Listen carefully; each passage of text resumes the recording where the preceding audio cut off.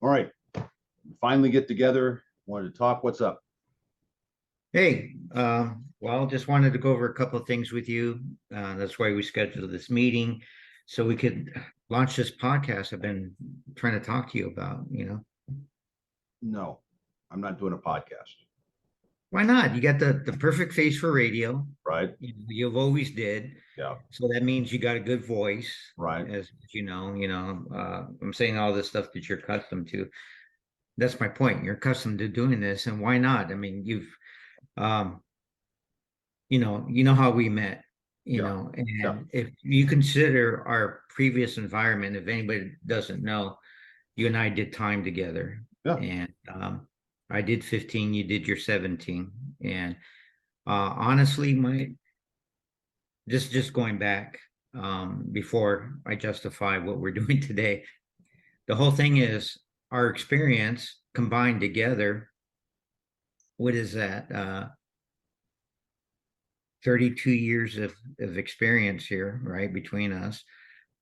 You're the only one that I've known practically my whole bit. And of course, that's going back to the prison lingo. But I don't think that you're a pretty refined individual now, educated, degreed. But you got this street cred about you. There's these, based on our prison experience, true crimes is a hashtag that's really, really popular. You and I are doing significant things to improve our lives. And not only that, improve the lives of everyone else around us by influencing what we do and what we share. And you're in the educative route, I'm in entertainment, but I want to help people get to where I'm at because if I can do it, that saying, anyone else can do it. But I think it takes a little bit of focus and dedication. And there's a bunch of pitfalls that I want to share along the way. Now, being that you're a former radio talk show host, nationally syndicated, No, I, stop. I think you're no, come on, stop being you. I need Oh, you to look, be the the, the, the real deal. You're not going to get in trouble this time, okay? I don't work with partners. And here's the deal. I really don't. When I first started in broadcasting and in radio doing talk, one, I'm not the same guy that everybody thinks about now. The Savage Nation that didn't exist. I'm a podunk guy doing stuff in Napa, right? Well, they bring me in as a program director, and I ended up doing this talk show with this lady, right? And she left after about 3 days. Okay, she was just couldn't deal with me. And okay, all right, I respect that. And then from then on, any partner that they tried to partner me with, the longest partner that I had was like 3 weeks because I like to do things a certain way. I don't like to cut corners. I want it to sound right, all this kind of thing. And people were just wanting to fly by the seat of their pants. That's not me. That's not how I do things. That's never how I've done things. So I don't work well with partners. The only partner that I did anything with was a small podcast I did with my wife. And that ended because of COVID. She's in the medical field. And so COVID and been really busy and we just never started it again. So she's the only one. And believe me, I was on my best behavior the entire time because I like being married to her. But I just don't work well with partners. I'm just letting you know. I am grumpy. If I don't want to do something, I don't do it. All of those things. So I'm just telling you, uh, the the egos aside, just the facts of life that I would be no good as somebody's partner in a podcast. All right. So here's my pushback on that. BS. Okay, because I know you. Okay. What I'm saying, put that BS aside because of the fact the whole prison experience is what brought us together, and that's the bond. So I got to know you through eating, hanging out, fellowship, uh, just everything you can do to be around somebody's space. And there was a time I think I want to bring this up, and again, this is organic, guys. This whole how we're going to set up this podcast. But I wanted to tell you, Mike, I know your character. I've seen you 24/7 for umpteen years during my 15-year bit. I think I was around you at least 12 years of my 15-year sentence. So that's how long I've known you. Going through the process. I mean, there were times you bailed me out of a bunch of stuff, right? Remember? We said we were going to talk about that. But the thing is, your character, I know you. And that's why I know you're perfect for this. Okay. That's what I have to say about that. But another time when we're talking about character and stuff, I'd like to know from your perspective why I think I'm, this cool dude, because you had once told me that you saw that I would go back and I'd be back before you got out. So you got out 2 years after I did. So you thought you were going to see me back in, and surprisingly, we did see people come back that we didn't expect to come back. But guess what, Mike? I'm still here, and so are you. No, I get it. I get it. The reason I said that was because you were doing exactly the wrong things towards the end of your bit. Uh, Smuggling stuff into guys. You're on this cruise doing all this kind of stuff. And that's why I'm telling you, hey, dude, you're gonna, I'll see you again. I'll see you again before I get out. Now, I'd That's like, why I always thought I was this slick, cool dude. In fact, the judge, when he sentenced me, thought I was a slick guy. He said, "I think you see yourself as somebody slick, can get away with stuff, but not this time." yeah. Boom. Okay, so I don't want to talk about true crime. I don't want to talk about making difference in people's lives or any of that kind of stuff. And here's why. Okay. Everybody's doing that.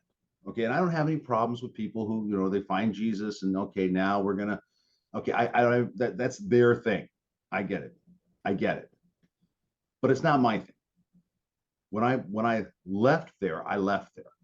When I stopped being in crime, I stopped being in crime. I don't talk to the guys, I nothing the entire time.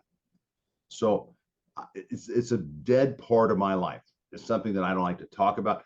And if I am doing anything good for somebody, why am I going to go on a podcast and say anything about it? Then I'm not really doing them any good. I'm doing it to make me feel good. That's the problem that I have. I that's the deal. So that's why I don't want to do it. Okay, so here's my take on that. Correct. Everyone's doing this. But I feel that we have something unique here. We got our own stories, we have our own content. We're talking about our own stuff. We're not doing a bunch of research. The thing is, I just got to get you to agree to do this. And you're perfectly suited for this. What do you mean you don't like dealing with people? The thing is, you're a counselor pastor. You're degreed in No, that, no, got I'm not. doctorate I'm not. degrees. Whoa, stop. One, I'm not a pastor. Right? No, but you're doing these I am things. not a pastor. I don't want to come Come across. on, come on. No, no, I'm serious, dude. People always called you Brother Mike. I know, and it drove me That's crazy. something you can't shake off of you from the chapel days. Dude, listen to me. I'm not a pastor. I've met a bunch of pastors. I'm not a pastor. All right.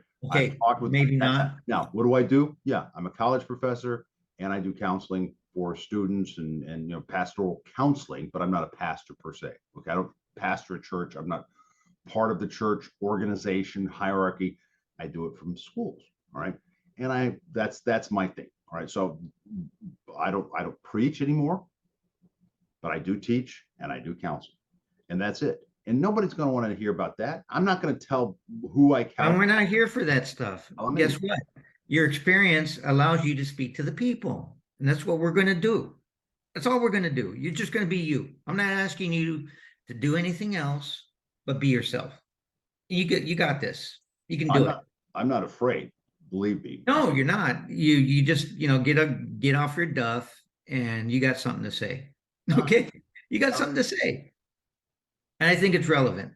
So your experience, my experience, and what I'm doing, You're going to we need find to out. share. You're going to find out this is Again, a it's bad our own idea. content.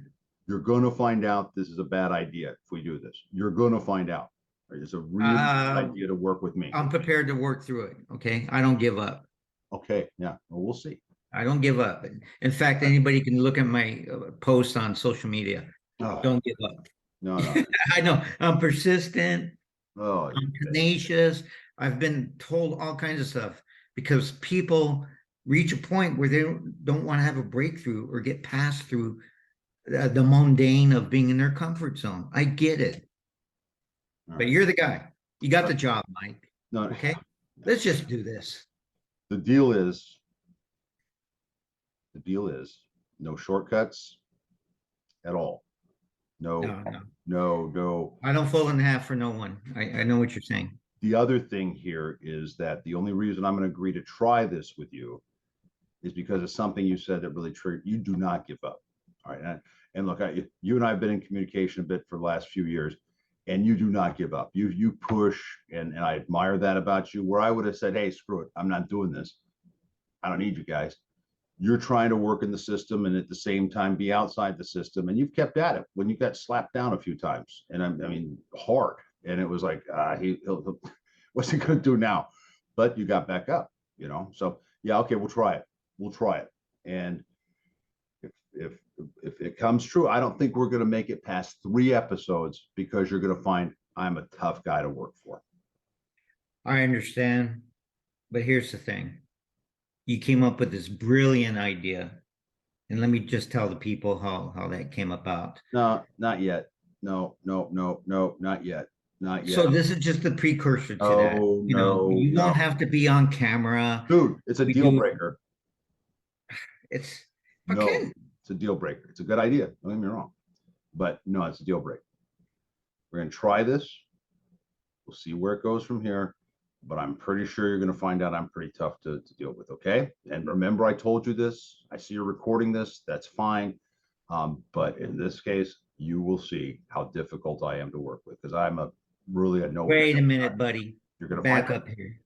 Again, 12 years of my 15-year sentence. Some of it was good time. Thank God I still maintain my good time hanging out with you and working with you in the chapel. So again, I know your character. I know you can do this. Yeah, well, I wouldn't persist, Mike. How many times did you go to the hole? Never. You did, though. A bunch. Yeah, you did. For nothing. I didn't do anything. They cleared me on all of them. So that's what being a nice guy does sometimes. Wait. I did go to the hole one time, but that was for an investigation that I had nothing. I was just a witness to somebody getting hit with a mop wringer on the head. So yeah, that was it. That happens. Yeah. What are you gonna do? All right, so that's it. I'm done. I gotta move on. You will talk. Can we go over what we want to discuss if we do this? The podcast, the parameters. What do you want to discuss? Can we formulate the show right now so we can tell the people why or what subject matter, why we're going to do this? You ready? I mean, tell me. You know what? Be the commensurate interviewer that you were before. Oh. I'm sure you interviewed people. Yeah. Working for CBS. Come on.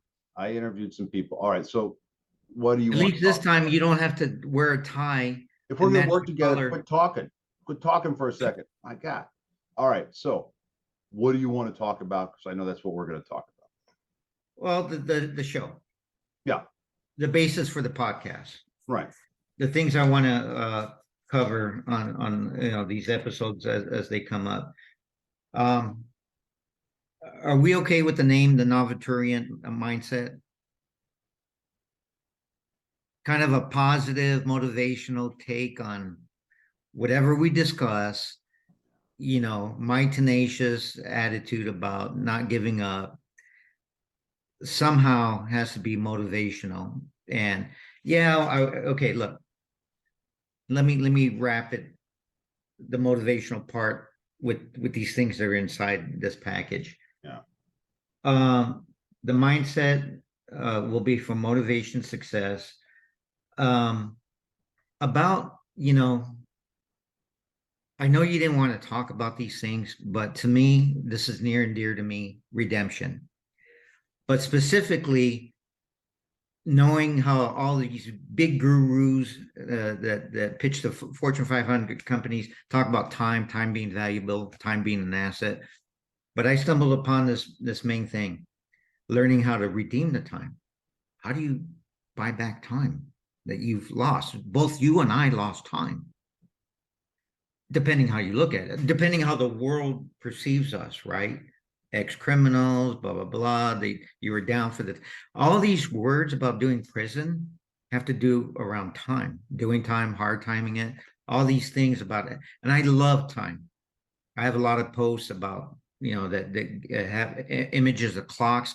For something about this, I love time, but there's a concept I think, again, no one's doing is learning how we redeem the time. And that's part of redemption, by buying back, doing something different, using our experience to catapult us forward into success and contributing to the world around us, the community.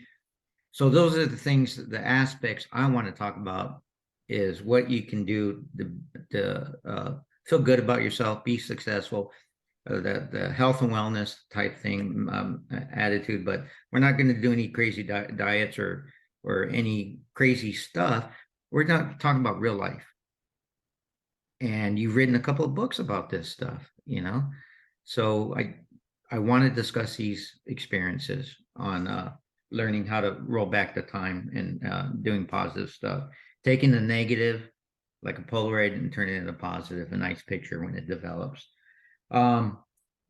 Also, I want to cover the true crimes aspect of who we were, not who we are, but who we were that got us to where we are today.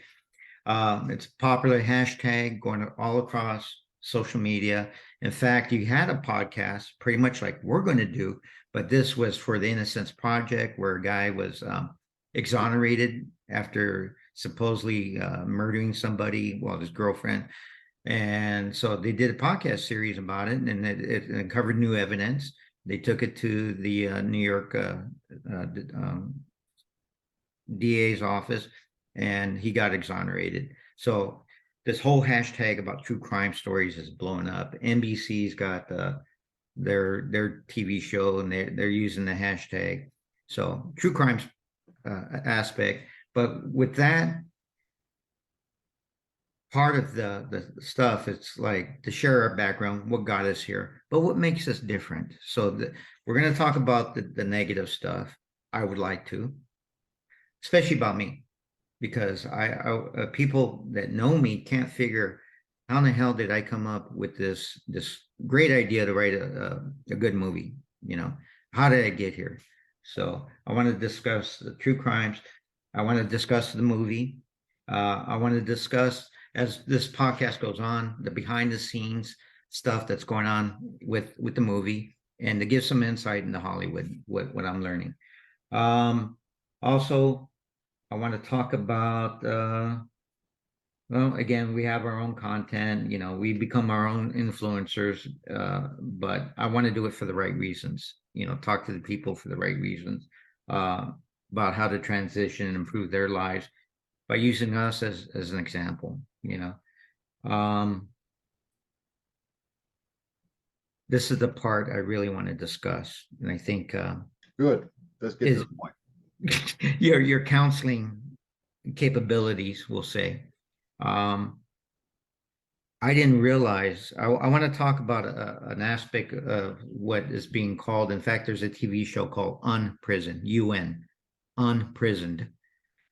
What life was like after doing so much time, getting out and finding out, I was in denial for a long time that I wasn't institutionalized, but I was. How can you do so much time like we did and not be affected by it, right?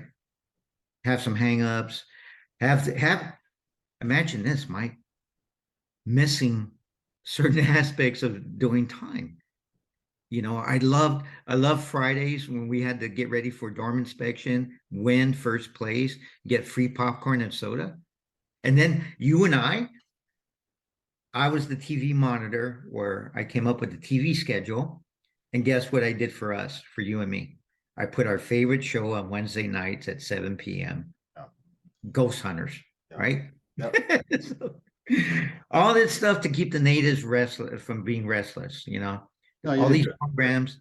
Yeah, but you do good. Things I missed are not the camaraderie, the bond that we have, and the things that we go through together. And, so I want to talk about those times, the prison stories, the true crimes aspect of it. But then again, the unprisoned part. How do we acclimate after doing so much time? And people ought to know that the feds have a program. When you've been down for a long time, you get 2 years out the door, you get a furlough. You get to escape, get out. Not technically escape, and it shouldn't even say that word, but Furloughs were, escape the mentality and mindset you've been in, washed up in, and you only got 2 years to do it, and you only get 2 or 3 furloughs depending on that time frame. yeah. So I want to talk about these things. Also, let me see here. I took notes on this. That's about it. The unprisoned part, the true crime story, the motivational stuff. I want people to know what gets me up and motivated when I look at a motivational post. I use a lot of memes. I post on my social media, but they inspire me, and I want to be able to show that post that I put and explain what it means to me, and open up the podcast that way. I The don't know. motivational part. I don't know. And I don't know how we're going to tie in all these other subject matters, but I think it'll work. Again, it's our own content. No one else is doing this. No, anybody that's an influencer is talking about somebody else's stuff. Yeah, okay. Hang on for a second. Let me explain to you my take on social media. All right. It's a joke. It's all a joke. It's just BS, total nonsense. I don't believe anything on it. Zero, zero. Okay. It's just I don't. So if somebody's trying to pump me up with a meme, dude, it's like move on, next, and then eventually I get tired and I don't look at it for several days. It's like that. But still, I think it's a joke. Influencers, if people are being influenced by the people who are influencers that I'm seeing, I know. I mean, now I understand how cults form, right? I mean, because they're just, oh, it's just fun. Knock it off. It's stupid. It's all stupid to me. I just think it's stupid. So the idea of people understanding, maybe, look, how many friends do you have that were either in prison or have someone close to them that went to prison? How many would you say, percentage wise? Oh, percentage wise, I'd say at least 5% of people I know. Yeah, none for me that I'm aware of. Okay, they deny that I even went to prison. I think by hanging around me or saying it, it's just like, oh, I can't believe it. I can't believe it. I've had that. Yeah, I've had that. And then the idea of transitioning out, I think that's helpful. People understood this idea of what happens when you do get out and the things that you're faced with, the pressures you're under, maybe they would understand better. The recidivism rate in the US is very, very high, very high. That's why you see guys, it's like a revolving door, in and out, in and out. People But see, that's your story that I always tell people, I don't know how accurate it was. They made you flip burgers for a while, just, as part of the extra continual punishment before you can get a real job. Yeah, but don't get me. So I want to talk about these things. And again, yes, I agree with you. That's the funny thing, Mike, is that I agree with you. Most of it's hogwash. It's all bullshit on social media, most of it. But guess what? The hashtag true crimes, what we're doing, the redemption of time, all this stuff, success. I mean, you're look, not only us two, but we have friends, mutual friends that we met along the way that are actually doing great stuff. And I want to have them on the show too. Yeah. All right. Can I talk about who I want to have on the show? No, don't. Okay. Don't. This has gone way too long anyways. I'm getting restless. All right. So we can try. I give it 3 episodes before you say I can't work with you and you find a new partner. All right. But Oh my God. give it a try and see what happens. But understand very clearly that I am not into the Hollywood scene. I'm not a Hollywood guy. I'm not someone who's going to, ooh, this is great. We're going to go to clubs and all that. That's not me. I'm not saying it's bad that anybody else is that way. I'm just saying that's not me. I'm pretty much counterculture when it comes to culture in general. And so that's where I'm coming from. So when you're going to be talking about making movies or this, or that, or the other thing, I don't know anything about it. So that's on you. You want to talk about persons and people and things that have occurred, that's fine. But just as a close to this, just as we finish up here for a second, do you wonder, does it ever cross your mind why true crime is so interesting to people? You ever Try wonder? to, I mean, I've tried to comprehend that. do I watch true crime stories? No, no. I watched one or two and I went, that's not how prison works. That's not how this works. That's not how cops are. And, but they're enthralled by this.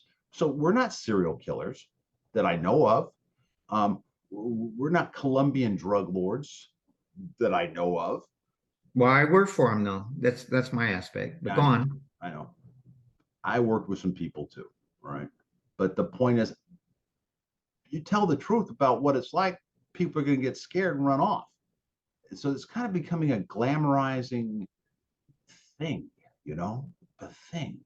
I'll tell you a story when I got out. First, well, early when I got out, I was telling everybody I was an ex-con because I didn't want them finding out on their own. Oh, I had no idea. So I'm telling everybody, right? That happened to me in a Yeah. negative way. And my wife's finally saying, hey, you're putting people off because they don't know whether you were, you know, some really violent person or whether it was something else, you know?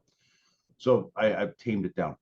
But I was attending a church, and it's hard to believe, but I was attending a church, and I got a phone call from a distraught lady saying, I know you were in prison. I was hoping you could help me. Can you help me? And I said, I don't know. I got in trouble with the law and I'm not sure what to do. Do you know how to beat a speeding ticket? My God. For real? For real. That's why you're telling me the story. For real. Okay. That's true crime to some folks. I got a speeding ticket. I don't know what to do. So that's the kind of dumb stuff I've been asked. That's and it's like, really?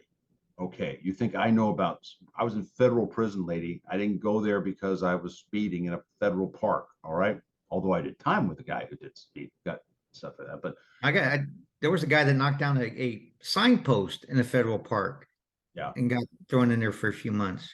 one of my first guys I shared a cell with was in for chopping off a guy's head in a federal park. Oh, Ask me how much time he got. 5 years? 7. Oh my God. Compared to your 17? Yeah, and I'm thinking, don't talk to me anymore. Just don't. I wasn't going to say that because I don't get my head cut off because I Right, can't right. do it. All right, so look, we'll start. We'll try this. We'll do it. I got to go. I got things I got to do. Very important stuff. Very, very important. What's more important than this, Mike? Take my We're dog out. launching something. We're launching something, and it's Yeah. going to be meaningful.